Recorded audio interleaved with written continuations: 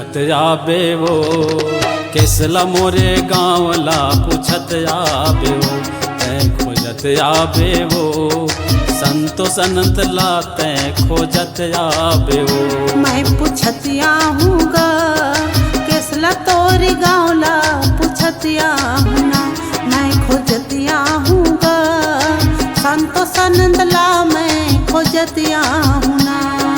केसला मोर गाँव बर्फी पर के छाँव केसला मोर गाँव बर्फी पर के छाँव तहसील पामगढ़ जिला जांजगीर हो तै खोजत आबे ना। ए गोरी काए तै पूछत आबे वो संतो सनत ला तै पूछत आबे वो।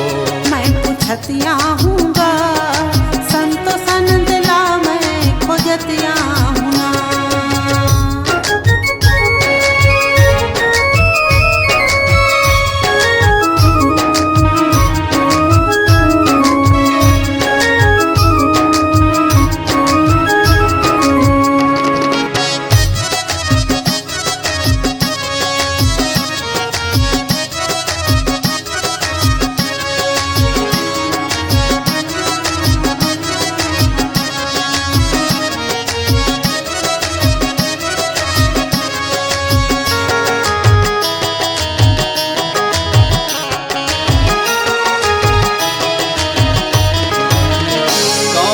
सुघर नरवा बात वो खेती खार हरियर दिखात वो खेती खार हरियर दिखात वो।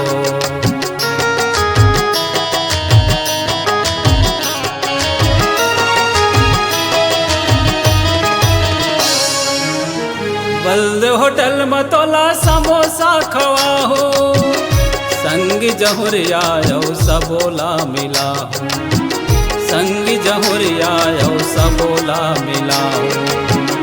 मने मन मगुनत रहता तोर डाहर देखत रहता मने मन मगुनत रहता तोर डाहर देखत रहता तै पूछत आबे वो केसला मोरे गाँवला खोजत आबे वो तै पूछत आबे वो संतो सनत लाते पूछत आबे वो।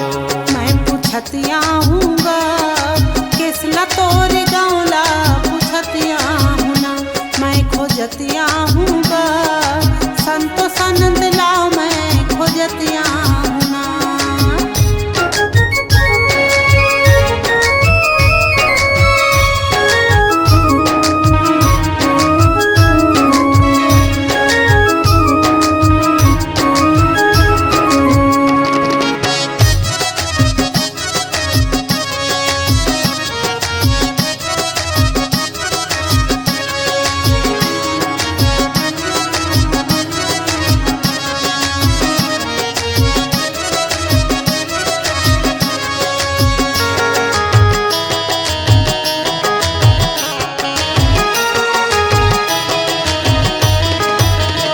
मृगनैया की है चंदक सूरतिया तुलुप तोरे लागे जैसे कारी बदरिया तुलुप तोरे लागे जैसे कारी बदरिया।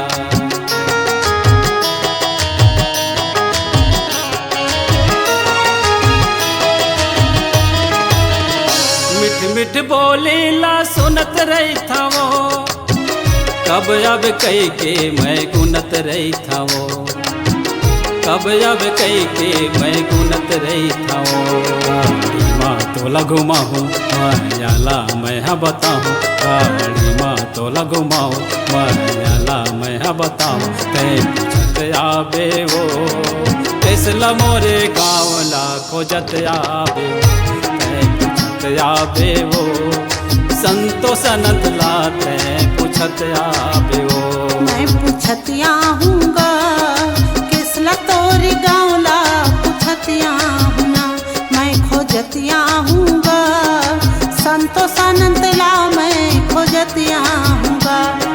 केसला मोरे गाँव बर्फी पर के छाँव केसला मोरे गाँव बर्फी पर के छाँव तहसील पामगढ़ जिला जांजगीर लहो तै पूछत